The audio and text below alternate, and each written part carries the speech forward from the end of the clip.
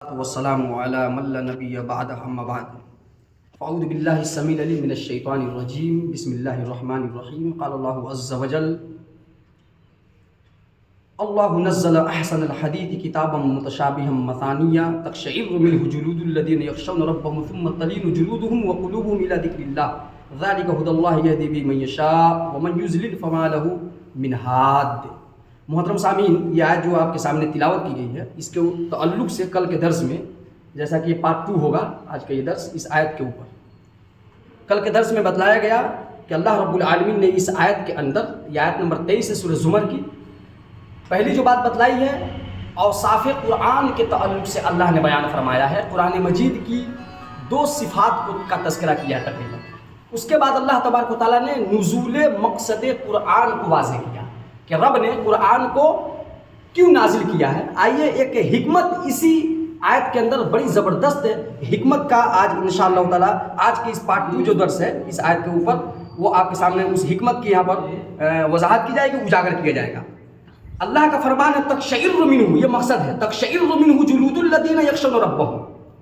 اللہ تبارک و تعالیٰ نے اس قرآن کو کیوں نازل کیا؟ تاکہ جب یہ کتاب، جب اس کی تلاوت کی جائے، جب اس اللہ کی بات بتائی جائے جس اللہ نے اس کو نازل کیا ہے، تو جب لوگوں کو اس اللہ کی باتوں کو پڑھ کر کے سنایا جائے تو جہاں تک بات اس کتاب کو سننے کے بعد اس کتاب سے متاثر ہونے کی ہے، تو اس کے اندر کافر اور مسلمان دونوں یکساں ہیں، کوئی فرق نہیں ہے۔ یہ کتاب سب کو متاثر کر لیتی ہے اپنے اثر کے ذریعے سے، اپنے فصاحت و بلاغت کے ذریعے سے، اپنی صدق اور سچائی کے ذریعے سے۔ اس وقت سچائی جو ہے نا، یاد رکھ لیجئے گا، جھوٹ کتنا خوبصورت بنا کر کے پیش کیا جائے، یاد رکھ لیجئے، لیکن وہ جھوٹ ایک دن جب اپنا پردہ اس کا کبھی نہ کبھی اٹھے گا اور اس کا پردہ چاک چاک ہو جائے گا، اور وہ کبھی ہے خطرناک ہے۔ سچائی جو ہے کتنا ہو لوگ اس کے اوپر خاک ڈال دیں، مٹی ڈال دیں، اور کتنا ہو اس کو جھوٹ لانے کی کوشش کریں، لیکن یاد رکھ لیجئے گا کبھی بھی وہ کچھ لمحوں کے لیے وہ ایسا لگے گا لوگوں کو کہ یہ سچ جو چھپ گیا ہے وہ لگ رہا ہے ختم ہو جائے گا، لیکن ایسا نہیں ہو سکتا۔ وَقُلْ جَاءَ الْحَقُّ وَزَهَقَ الْبَاطِلُ، کبھی نہ کبھی سچائی سامنے وہ لوگوں کے کھل کر رہے گی۔ تو اسی طریقے سے اس کتاب کے تعلق سے بھی بہت سارے جو اس کے مخالفین ہیں، جو لوگ اس کے یعنی کیا ہوتا ہے کہ اس کے یعنی اسلام کے جو دشمن ہیں یا مخالفین ہیں، وہ لوگ بھی پروپیگنڈا کیے کر کے تھک ہار گئے۔ اور یہ کتاب ہم سبھی لوگ جانتے ہیں کہ حضرت عمر بن خطاب رضی اللہ تعالیٰ عنہ، میں دلیل میں دے دوں، کافر مشرک کے درمیان یا مسلمان اور کافر کے درمیان کوئی فرق نہیں ہے، یہ کتاب کیسے امپریس کرتی ہے اور اثر ڈالتی ہے۔ عمر بن خطاب رضی اللہ تعالیٰ عنہ جیسا سخت ترین دل والا، سخت دل والا انسان، اس نے وہ کیا کیے، کچھ آیات سنے اور ہو گیا، ان کی دل کی دنیا بدل گئی۔ چلے تھے محمد صلی اللہ علیہ وسلم کا، سمجھیے کہ وہاں پر یہ واقعہ جو ہے اتنی درست سند تک نہیں پہنچتی ہے، لیکن بہرکیف ایک مشہور واقعہ جس کو کہا جاتا ہے ان کے اسلام لانے کے سبب میں سے جو اسباب ہے وہ یہی ہے کہ انہوں نے قرآن کی چند صورتحا کی کچھ آیات سنی اور ان کے دل پر جو ہے وہ اثر کر گئی، جبکہ وہ حالت کفر میں ہے۔ تو گویا کہ اپنے اثر میں یہ کتاب کتنی فصاحت و بلاغت کو پہنچی ہوئی ہے کہ چاہے مسلمان ہو چاہے کافر ہو، اگر رب نے اس کتاب کے ذریعے سے ہدایت لکھی ہوگی تو انشاءاللہ تعالیٰ یہ کتاب کی آیات اس کے دل کے اوپر اثر کر جائیں گی۔ تو اللہ نے اسی کو بیان کیا، تقشعر منہ جلود الذین یخشون ربہم، جو لوگ اس اللہ سے ڈرتے ہیں ان کا جو ظاہری جو چمڑا ہے، ان کا جو جسم ہے، وہ جسم تھرا جاتا ہے، کانپ اٹھتا ہے، نرم پڑ جاتا ہے، کپ کپی تاری ہو جاتی ہے اس کے اوپر۔ اس کے بعد ثم تلین جلود، یعنی کہ تقشعر کپ کپی تاری ہوتی ہے، ثم تلین جلودہم وقلوبہم، پہلے تو کپ کپی تاری ہوئی، پہلی صفت۔ اور یہ صفت نہیں بلکہ یہ سمجھیے کہ اس قرآن کے اثر ہونے کی، اس قرآن کے اثر انداز ہونے کی، گویا کہ یہ قرآن کیسے پتہ چلے گا کہ یہ بندے کے اوپر اثر انداز ہو رہا ہے، اس کی آیات ہو رہی ہیں، اس کی نشانی اور سمبل اللہ نے بیان کیا ہے۔ پہلی نشانی نمبر 1 کل کے درس میں بتایا گیا، کیا؟ انسان کے اوپر کپ کپی تاری ہو جائے گی۔ دوسری اس کی علامت اور پہچان، اس قرآن کے اثر انداز ہونے کی دوسری پہچان کیا؟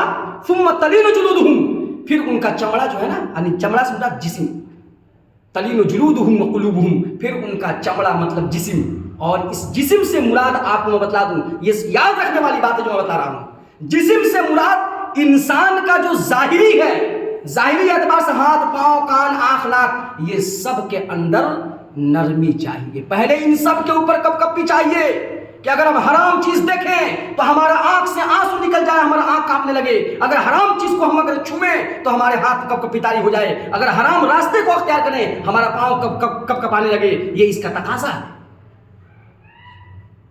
तो क्या अल्लाह ने कहा जब ये कपकपी तारी हो जाएगी फिर उनका चमड़ा जो है क्या होता है, यानी ज़ाहिरी तौर पर जो उनका जिस्म है वो नरम हो जाता है और उनका दिल नरम हो जाता है। तो ये चमड़ा यानी कि जिस्म, तो जिस्म से आप मुराद क्या ले सकते हैं? ज़ाहिरी एतबार से इंसान, ज़ाहिरी एतबार से इंसान अल्लाह के दीन की तरफ और या अल्लाह के अहकामात पर अमल करने के लिए तैयार हो जाता है। अकुलूब दिल, फिर दिल नरम पड़ जाता है। तो इससे क्या मुराद होगा? इससे मुराद होगा कि वो बातनी भी एतबार से, अंदरूनी एतबार से भी वो उसका दिल अल्लाह की आयत को सुन करके उस पर अमल के लिए तैयार हो जाता है। अब इन दोनों को मैं बतला दूं, ज़ाहिरी और बातनी को एक लफ्ज़ में। और आप चलिए एक दूसरे मुकाम पर रब ने कहा कि इन दोनों को जोड़ो, और इन दोनों को जब जोड़ोगे जो खुलासा निकलेगा, क्या खुलासा निकलेगा?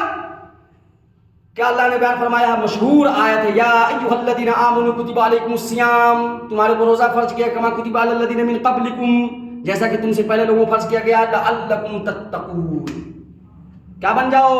ताकि तुम मुत्तकी बन जाओ।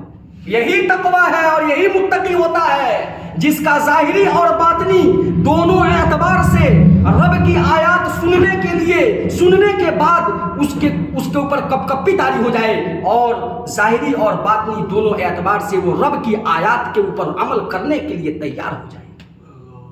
इसी को एक लफ्ज़ में कहा जाता है इंसान के अंदर तकवा आ गई, इंसान के अंदर तकवा की सिफत आ गई, इंसान मुत्तकी हो गया। तो अपने ज़ाहिरी और बातनी को दुरुस्त करें, और अल्लाह तबारक व तआला की जब आयत हम सुने तो हमें कोशिश ये होनी चाहिए, पूरी कोशिश करें कि हमारे ऊपर ये आयत कहाँ तक असरअंदाज कर रही हैं, कहाँ तक असरअंदाज हो रही हैं, कहाँ तक असर कर रही है। अगर नहीं ऐसी बात है, अपने ईमान को चेक कीजिए, वक्त है, चेक करते रहने की ज़रूरत है। धूल गर्द जाहिर सी बात है वो आकर के उस पर जमेंगे, मैल जमेंगे, उसको साफ करने की जिम्मेदारी हमारी है। अगर नहीं तवज्जो देंगे वो धूल गर्द जमते जमते जमते जमते उस पर काई लग जाएगी, और जब किसी भी चीज़ पर काई लग जाए, जंग लग जाए, तो आमतौर से वो चीज़ क्या हो जाती है? व्यर्थ, बेकार, अनयूजफुल, जिसको कहा था किसी काम का नहीं, नाकारा, निकम्मा, नाकाम, किसी काम का। अल्लाह ताला से दुआ है रब्बुल आलमीन हमें और आपको जो हमने बातें समाअत फरमाई हैं उन पर अमल की तौफीक अता फरमाए। आमीन।